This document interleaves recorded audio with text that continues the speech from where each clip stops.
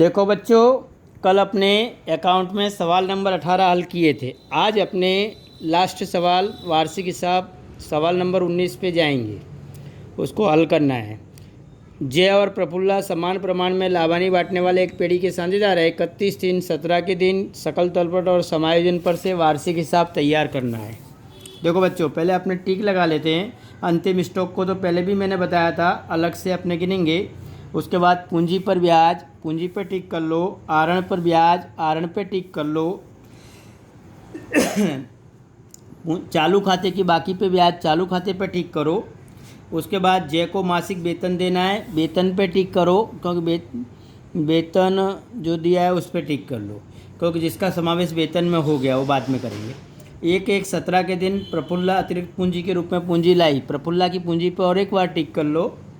उसके बाद जय ने प्रतिमास अंतिम तारीख को आहरण किया, ये तो खाली सूचना है, बाद में ब्याज गिनेंगे तब ध्यान में लेंगे।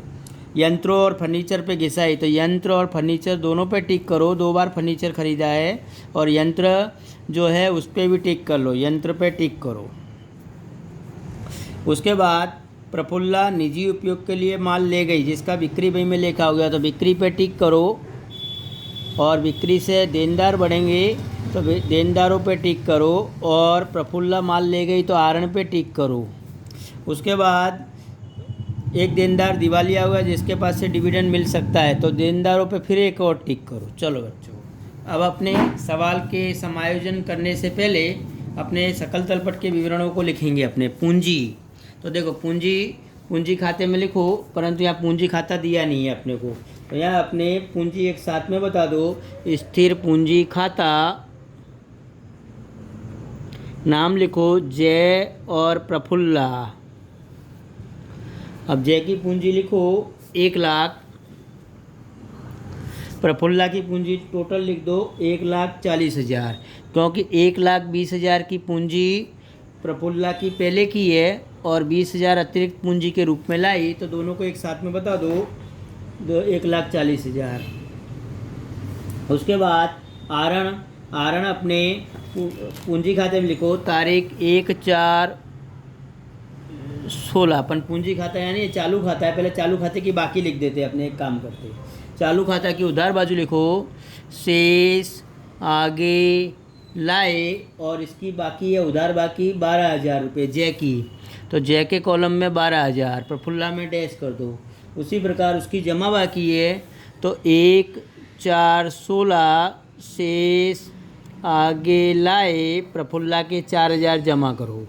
अब देखो बच्चों, अब आहरण लिखेंगे अपने। आहरण दोनों का दिया है, तो आहरण 1/10/16 पहले उसका आहरण लिख दो, तारीख नहीं दी है तो उसका आहरण दिया है 12,000 जय के कॉलम में। और प्रफुल्ला का आहरण 16,000 रुपये, 1/10/16 आहरण फिर से लिखो प्रफुल्ला के कॉलम में 16,000 और डैश कर दो। उसके बाद चालू खाते की बाकी हो गई। माल स्टॉक यानी प्रारंभिक स्टॉक व्यापार खाता में उधार बाजू, प्रारंभिक स्टॉक, उसकी रकम दी है अपने को 60,000 रुपये, तो 60,000 रुपये बाहर निकाल दो। उसी के नीचे खरीदी और बिक्री, खरीदी 2 लाख रुपये दी है अपने को, तो खरीदी अपने 2 लाख रुपये अंदर रखो बेटे, 2 लाख रुपये।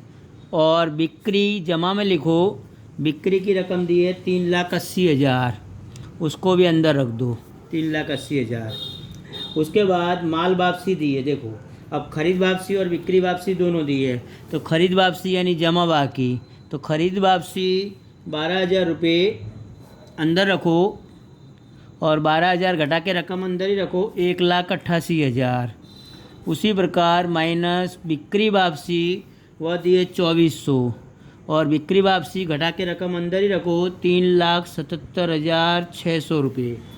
देखो बच्चों, उसके बाद नकद और बैंक, नकद यानी नगद शेष संपत्ति लेना में लिखो, नगद शेष उसको बाहर निकाल दो। नगद शेष को 7,000 रुपये नगद शेष, नहीं सॉरी 3,700 रुपये नगद शेष। एक मिनट,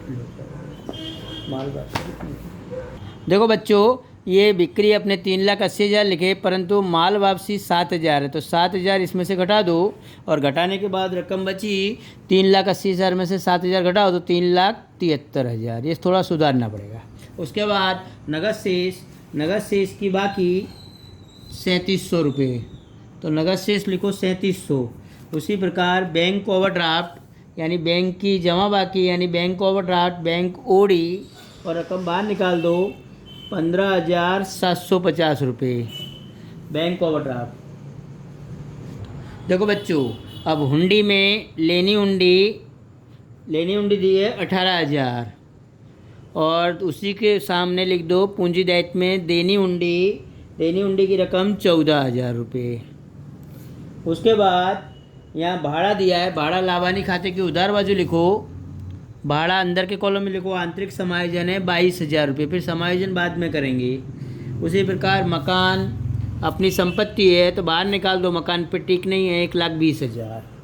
उसी के नीचे मकान पर चालू वर्ष की घिसाई, तो घिसाई लाभानी खाते की उधार बाजू लिख दो, मकान पर घिसाई 12,000 रुपये। उसके बाद रेलवे नूर यानी व्यापार खाते में रेलवे नूर और उसकी रकम है 5300 रुपये, 5,300 रुपये बाहर निकाल दो रेलवे नूर के। उसके बाद फर्नीचर 84,600 रुपये अंदर रखो, समायोजन बाद में गिनेंगे। अब उस फर्नीचर में से 14,600 का बेच दिया माइनस बिक्री 14,600 घटा के 70,000 बाहर रखो, फिर बाद में घिसाई गिन के समझाता हूँ मैं। उसके बाद देनदार 48,000 रुपये के अंदर रखो, उसी के सामने पूंजी दायित्व में लिख दो लेनदार 16,800 रुपये के बाहर निकाल दो।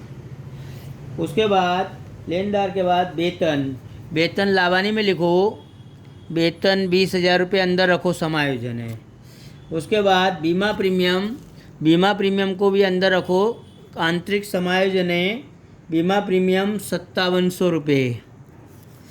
उसके बाद डूबत ऋण और डूबत ऋण वापसी, डूबत ऋण को अंदर रखो, डूबत ऋण कच्ची तलपट के अनुसार समायोजन की बाद में लिखेंगे, डूबत ऋण 1,000 और डूबत ऋण वापसी को लाभानी में जमा कर दो, डूबत ऋण वापसी और रकम 2,000 बाहर निकाल दो। उसके बाद प्रफुल्ला की लोन अपने पूंजी दायित्व में लिखो, प्रफुल्ला की लोन और रकम लिखो 20,000 रुपये। इस पे ब्याज गिनेंगे तारीख 1/10/16 से बाद में करते हैं। उसके बाद वेतन मजदूरी, अब देखो वेतन मजदूरी इधर 11,000 रुपये दी है, अब वेतन मजदूरी 11,000 रुपये दी है इधर, तो अपने वो ध्यान में लेना है कि पगार 20,000 रुपये पहले दिया था और ये वेतन मजदूरी जो रकम है वो लाभानी में नहीं लिखेंगे परंतु व्यापार खाते में लिखेंगे, क्योंकि ये मजदूरी वेतन है।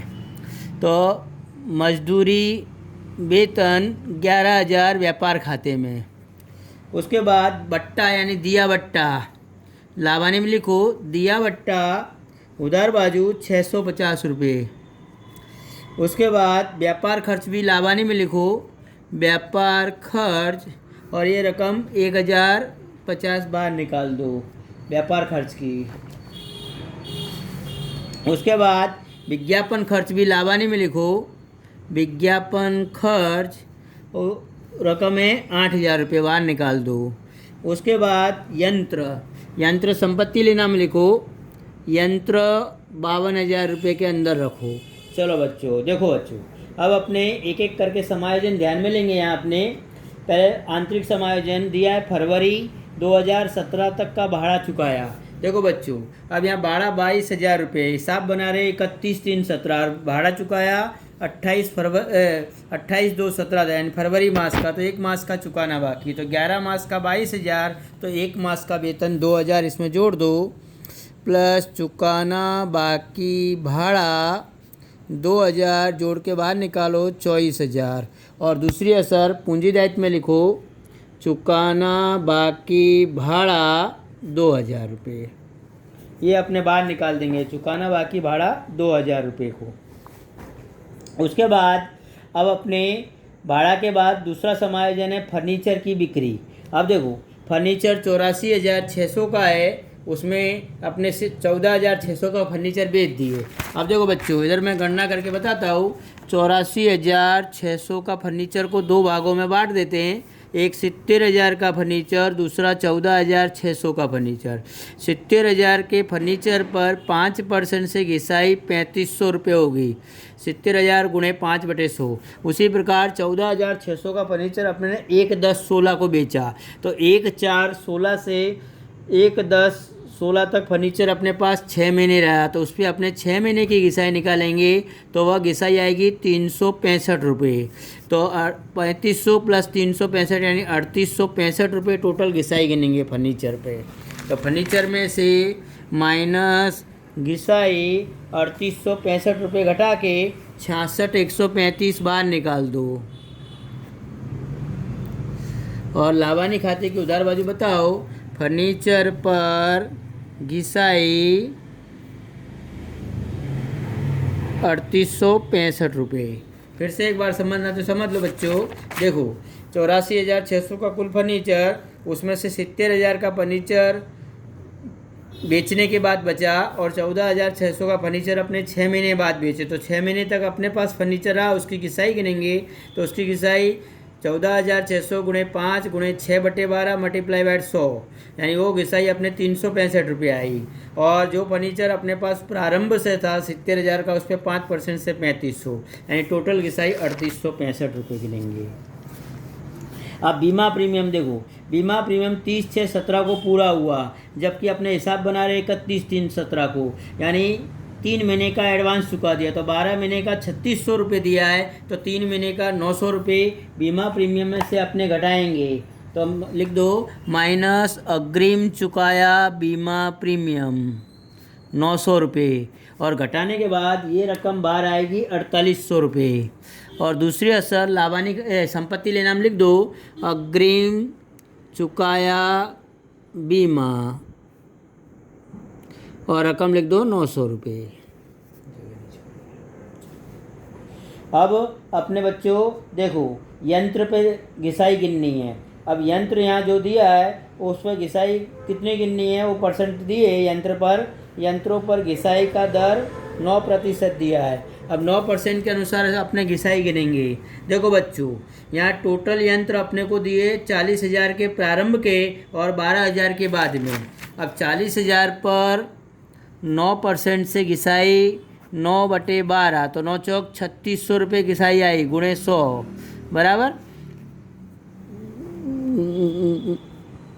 9/100, यानी 9 चौक 3600 रुपये घिसाई आई। 40,000 गुणे 9/100 तो 3600। और बाकी का फर्नीचर 12,000 का कौन सी तारीख को आया, 31/12/16 को, तो 12,000 गुणे 9। अब 31/12/16 को यानी लास्ट में आया, तो 12वां महीना ध्यान में नहीं लेंगे, तो 1 2 3 महीने की घिसाई, तो 3/12 गुणे 100, 2 जीरो कट गए, 3 चौक 12 और इधर 4 तिया 12 और 9 चौक 36, यानी 300,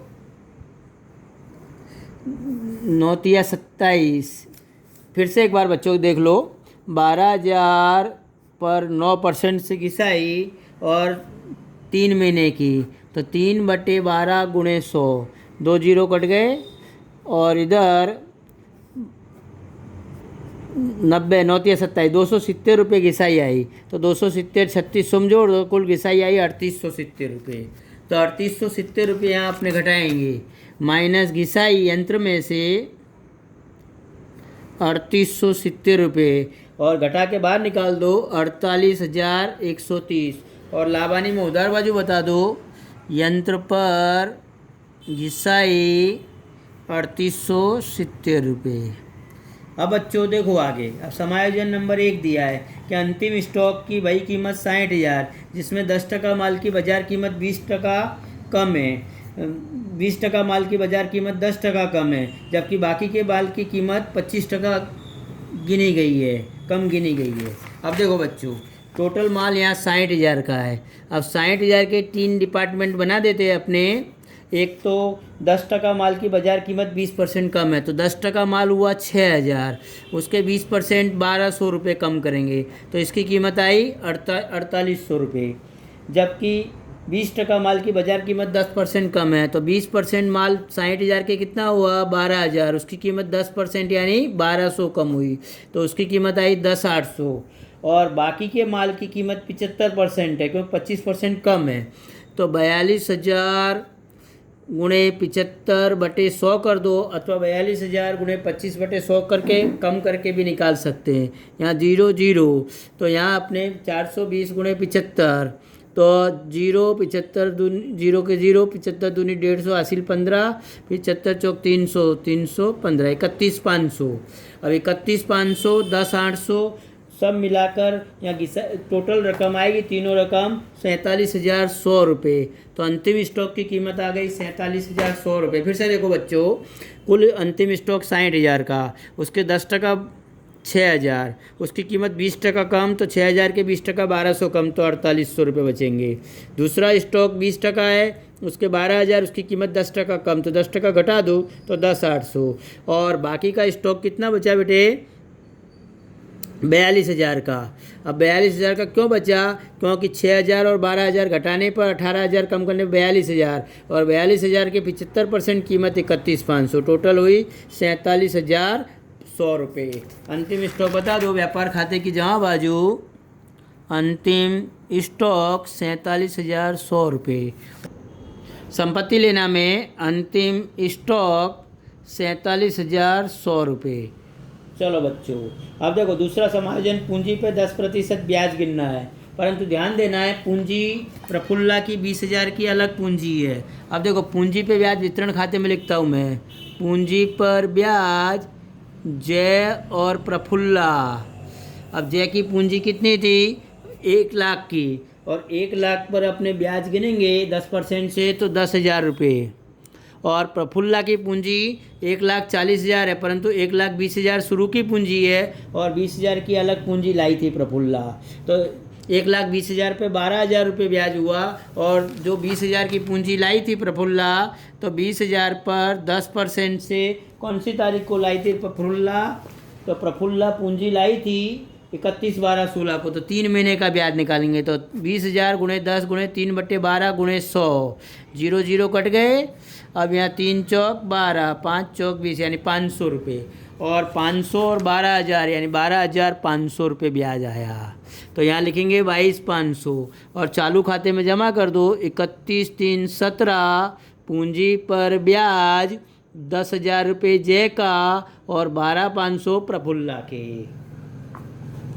अब देखो बच्चों, चालू खाते की बाकी पर 9% ब्याज। अब देखो चालू खाते की बाकी इसकी 12,000 रुपये, तो तारीख 31/3/17, चालू खाता पर ब्याज 9/12 यानी 1,080 रुपये ब्याज इसका आया 9% से। इधर उधार किए तो वितरण खाते में जमा कर दो, चालू खाता पर ब्याज जय का 1,080। उसी प्रकार प्रफुल्ला का भी निकाल लो, जमा बाजू 31/3/17, चालू खाता पर ब्याज प्रफुल्ला का 9 चौक 36, 360 रुपये ब्याज आएगा। और इधर उधार कर दो, चालू खाता पर ब्याज प्रफुल्ला का 360 रुपये। देखो बच्चों, अब अपने आहरण पर ब्याज गिनना है। अब आहरण में इधर ध्यान देना है बच्चों, आहरण पर ब्याज इधर 2 बार गिनेंगे। इस समायोजन को मैं बाद में करता हूँ। उसके बाद तीसरा समायोजन देखो, जय को मासिक 700 रुपये की दर से वेतन देना है, जिसमें से 400 रुपये का वेतन जय ने निकाल लिया और जिसका समावेश वेतन में हो गया। देखो जय को मासिक 700 रुपये, तो 12 महीने का कितना हुआ 12 7 8400 रुपये वेतन हुआ। अब 8400 में उसने 4 मास का वेतन निकाल लिया, तो 7 चौक 2800 रुपये जिसका समावेश वेतन में हो गया, तो वेतन में से 2800 कम करो, जय का वेतन 2800 और घटा के बाहर निकालो 17,200 रुपये।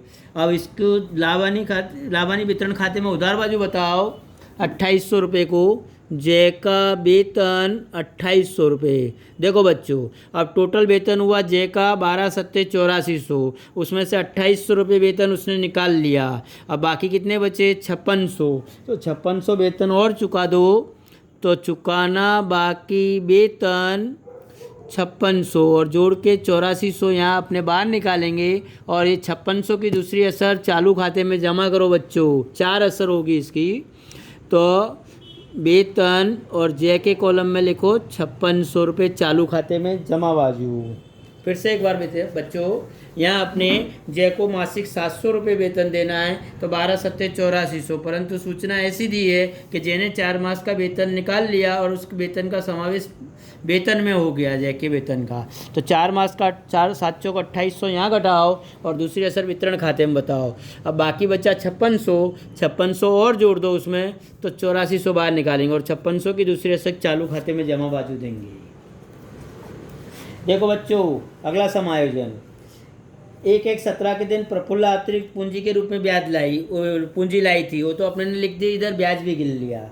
जय ने प्रति मास की अंतिम तारीख को 1000 का आहरण किया, जबकि प्रफुल्ला ने 1/10/16 को आहरण किया। देखो बच्चों, यहाँ जय ने प्रति मास की अंतिम तारीख को आहरण किया और प्रति मास की अंतिम तारीख को यानी 31 तारीख को आहरण किया। तो यहाँ अपने आहरण पे ब्याज निकालेंगे जय का। तो देखो बच्चों, यहाँ जय का जो कुल रकम है आहरण की 12,000 दी है, अपन 1000 ब्याज और 12% से अंतिम तारीख को यानी 66 महीने का ब्याज निकालेंगे, तो गुणे 100।